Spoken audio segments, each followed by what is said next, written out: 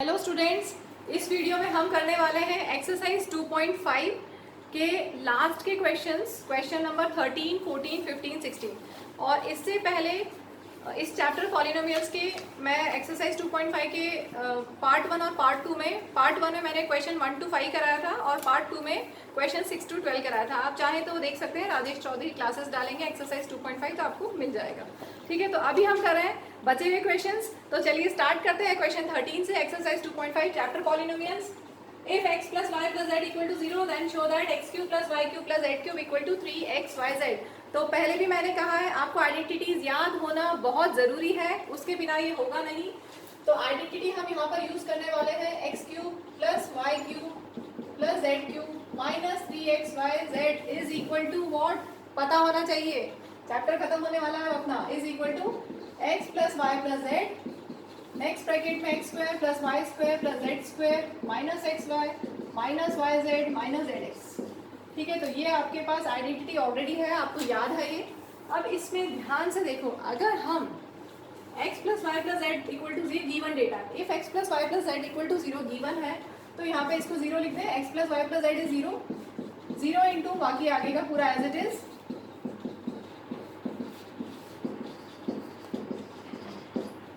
0 into any number is 0। ठीक है, तो ये 0 हो गया। That means x cube plus y cube plus z cube minus 3xyz is equal to 0। अगर आप इसको फर्दर सॉल्व करोगे तो आप यहाँ पर क्या कर सकते हो, माइनस 3xyz को राइट साइड में शिफ्ट कर सकते हो। अगर माइनस 3xyz को राइट साइड में शिफ्ट करोगे तो क्या होगा, प्लस 3xyz। और यही तो आपको शो करना था, hence proved. You have to prove this x cube plus y cube plus z cube is equal to 3xyz. Moving to next question, question 14. Without actually calculating the cubes, find the value of each of the following. तो आपको दिया है -12 whole cube plus 7 whole cube plus 5 whole cube. एक तो होता है कि आप इनके क्यूब्स कैलकुलेट करके और प्लस कर दो, लेकिन इन्होंने बोला है क्वेश्चन में without actually calculating the cubes. तो हम क्या करें, हम आइडेंटिटी लगा देते हैं। अभी जस्ट इससे पहले वाले क्वेश्चन में हमने आइडेंटिटी पढ़ी है, if x plus y plus z equal to 0। तो पहले हम चेक कर लें, here x is -12, y is 7, z equal to 5 and if you add them तो क्या होगा, -12 प्लस 7 प्लस 5 कितना हो गया, -12 plus 12 and that is 0। So here x plus y plus z is equal to 0 and you know that if x plus y plus z equal to 0, therefore x cube plus y cube plus z cube is equal to 3 into x into y into z। Identity लिखना पड़ेगा पहले, ठीक है। So clear, if x plus y plus z equal to 0, then x cube plus y cube plus z cube equal to 3xyz। लिख लें सभी।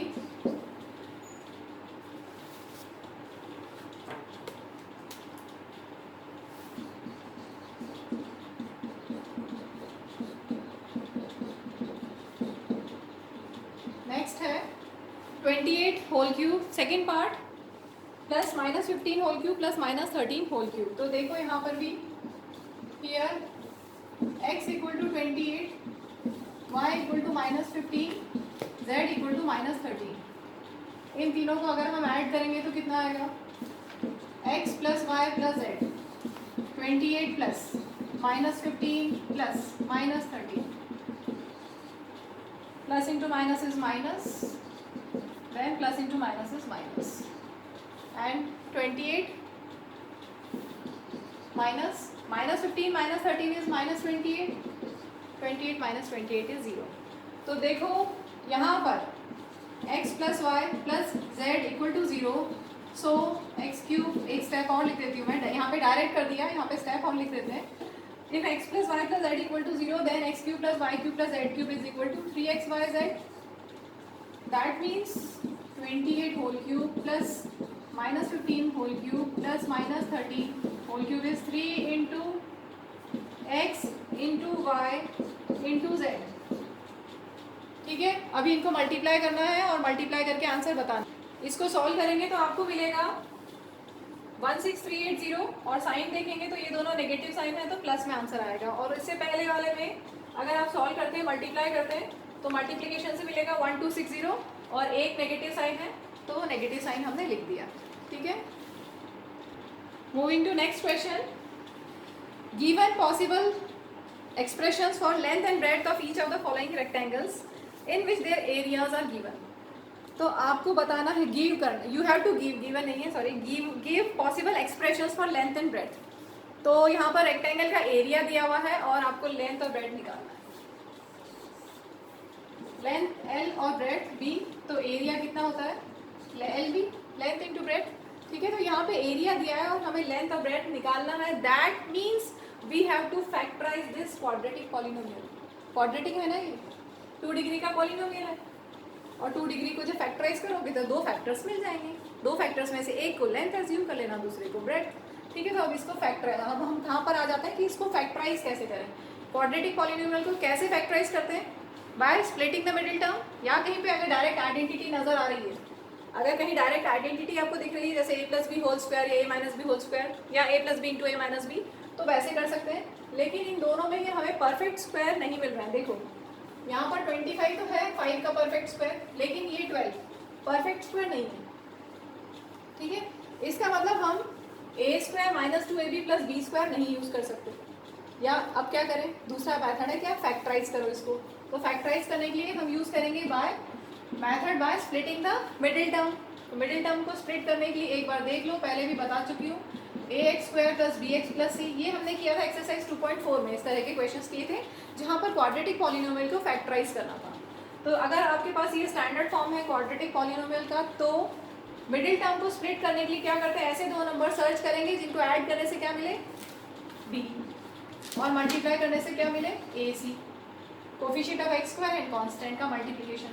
अब हम हमारे क्वेश्चन में देखते हैं, ऐड करने से हमें क्या मिलना चाहिए -35 और मल्टीप्लाई हमें करने से क्या मिलना चाहिए 25 इंटू 12। अब आप सोचो कि हम कौन से 2 नंबर्स लें जिनको मल्टीप्लाई करके हमें ये मिले और ऐड करके हमें ये मिले। तो इसके लिए हम क्या करते हैं, प्राइम फैक्टराइजेशन कर देते हैं। 25 का हो जाएगा 5 इंटू 5 और 12 का 3 2 6 2 12। अब आपको ढूंढना है कौन से 2 नंबर्स ऐसे हो जाए जिनको करने से प्लस करने से -35 आ जाए। 5 2 10 2 20 है और 3 5 15। 20 प्लस 15 करने से -20 प्लस 15 करने से 35 आ जाएगा। लेकिन हमें क्या चाहिए -35। तो अगर -20 और -15 ले रहे हैं हम, ये समझ में आया। हमने क्या किया, 25 के प्राइम फैक्टर्स कर लिए और 12 के भी प्राइम फैक्टर्स कर लिए। ठीक है, तो हमारे पास ये टोटल 5 नंबर्स हैं। अब इन 5 नंबर से हमें कोई भी 2 नंबर बनाने हैं जिनका एडिशन हो -35 और कोई भी नंबर छोड़ना नहीं है, इसमें से सारे नंबर्स हमको इंक्लूड करने हैं। तो यहाँ पर मैंने लिया 5 3 15 एक नंबर, दूसरा हुआ 5 2 10 2 20 दूसरा नंबर, 20 प्लस 15 इज 35। लेकिन हमें नेगेटिव साइन चाहिए, इसका मतलब दोनों माइनस में होंगे, तो -20 और -15 -35 हो जाएगा और -20 इंटू -15 प्लस में आंसर आ जाएगा। मल्टीप्लाई करने से तो वही आएगा क्योंकि उन्हीं से ही हमने ये नंबर बनाया। ठीक है, तो अब हम इंस्टेड ऑफ -35 क्या लिखेंगे, -20 a, यहाँ पर a है, x नहीं है, वेरिएबल यहाँ पर a है, इन टर्म्स ऑफ a हमें लिखना है 25a square minus 20a minus 15a plus 12। तो हमने मिडिल टर्म को -35a को स्प्लिट कर लिया इंटू 2 टर्म्स। अब आप देखिए फर्स्ट 2 में क्या कॉमन है और लास्ट 2 में क्या कॉमन है।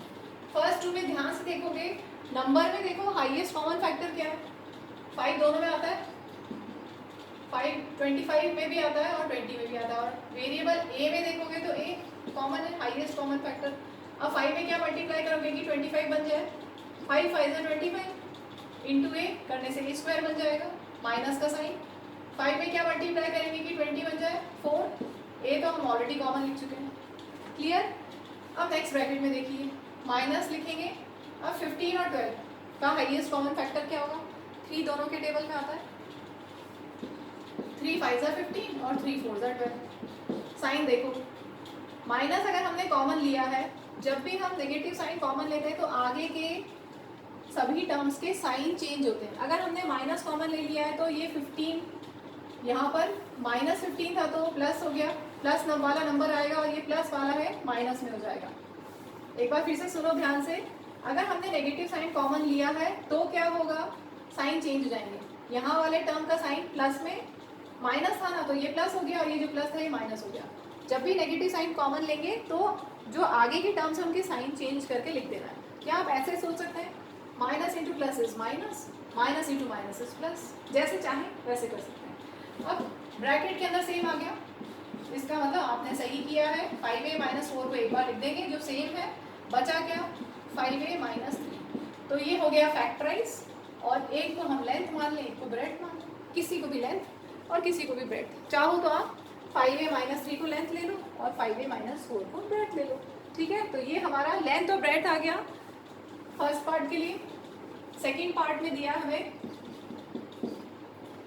35y² + 13y - 12, तो इसको हम करते हैं फैक्टराइज। नेक्स्ट पार्ट में दिया हुआ है 35y² + 13y - 12, तो वैसे ही जैसे हमने फर्स्ट पार्ट किया, आपको एरिया दिया हुआ है और and you have to find length and breadth of this rectangle. तो इसको हम मिडिल टर्म को स्प्लिट करने की कोशिश करते हैं। आपको ऐसे दो नंबर्स ढूंढने हैं जिनको ऐड करने से क्या है, coefficient of y that is 13 और मल्टीप्लाई करने से आए दिस इंटू दिस 35 इंटू -12। तो 35 का फैक्टर्स निकालोगे प्राइम फैक्टराइजेशन तो 5 7 जा, ठीक है, और 12 का करोगे तो 2 2 जा 4 3 जा 12। तो हमारे पास ये टोटल 5 नंबर्स हैं, 5 7 2 2 3। इनसे हमें बनाना है कोई भी दो number such that their addition is 13। तो ट्राई करते हैं हम। अगर हमने 5 3 जा 15 और 7 2 जा 14 2 जा 28, सब्ट्रैक्ट करेंगे तो कितना आएगा 13, ठीक है। 28 - 15 से 13 मिल रहा है और 28 इंटू -15 से मिलेगा minus of this number. Multiply करने की ज़रूरत नहीं है क्योंकि इन्हीं से हमने ये बनाया है, ठीक है। तो हमें यहाँ पे मिल गया इन प्लेस ऑफ 13y क्या हम रखेंगे 28y - 15y, ठीक है। अब वैसे ही फर्स्ट टू टर्म्स में से हाईएस्ट कॉमन फैक्टर और लास्ट टू टर्म्स में से भी हाईएस्ट कॉमन फैक्टर। तो फर्स्ट टू में देखो क्या कॉमन है, मैक्सिमम हाईएस्ट कॉमन फैक्टर क्या है। नंबर देखोगे तो 7 5 जा 35 और 7 4 जा 28 और y भी कॉमन है। y² और y में हाईएस्ट कॉमन फैक्टर क्या हुआ y, ठीक है। तो 7y कॉमन लिया, 7 5 जा 35 y इंटू y y², 7 4 जा 28 इंटू y, क्लियर। अब आगे माइनस कॉमन ले ले, दोनों में माइनस है सो नेगेटिव साइन कॉमन। और 15 और 12 में हाईएस्ट कॉमन फैक्टर क्या होगा 3 3 5 जा 15 और 3 4 जा 12। साइन मैंने यहाँ प्लस का क्यों लिया है, क्योंकि अभी बताया था इससे पहले वाले पार्ट में भी अगर नेगेटिव साइन कॉमन लेते हैं तो साइन चेंज हो जाते हैं, आगे की टर्म्स के साइन चेंज हो जाते हैं। तो इसका टर्म, इस टर्म का साइन प्लस, इस टर्म का साइन भी प्लस, ठीक है। या आप ऐसे सोचें कि माइनस कॉमन लिया है तो minus into plus minus, minus into plus is minus, clear. Bracket के अंदर सेम आ गया क्या, चेक करो। ब्रैकेट के अंदर सेम है, यस। 5y + 4 सेम है, उसको हमने एक बार लिख दिया और बचा क्या 7y - 3। एक को आप लेंथ ले लो, एक को ब्रेड ले लो, चाहो तो ये लेंथ ये ब्रेड। सो लेंथ और ब्रेड आपको मिल गया, क्लियर है। Last question of this video and last question of this exercise also. What are the possible, question 16, what are the possible expressions for the dimensions of cuboid whose volumes are given below. तो यहाँ पे आपको volume दिया हुआ है cuboid का, cuboid पता है ना, तो हमने देखा है ना क्यूबॉइड कुछ ऐसा 3D शेप। तो लेंथ, ये ब्रेड और ये हाइट, दिस इज ब्रेड।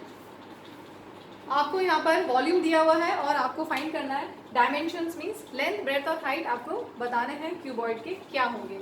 तो देखें यहाँ पर इसमें क्या कॉमन है, ये तो कुछ ज़्यादा ही इजी सा है, सिर्फ कॉमन आपको सर्च करना है। क्या क्या कॉमन है यहाँ पर, नंबर देखेंगे तो 3 कॉमन और वेरिएबल में x कॉमन। बचा क्या, अगर हमने इसमें से 3x कॉमन ले लिया था x बचा, और यहाँ पर 3 कॉमन लिया था 4, ठीक है। चेक कर लो 3x into x is 3x², 3 4 जा 12 इंटू एक्स, ठीक है। तो आपको ये मिल गया लेंथ ब्रेड और हाइट। आप एक्सचेंज कर सकते हो, लेंथ, ब्रेड्थ और हाइट को अलग अलग लिख सकते हो।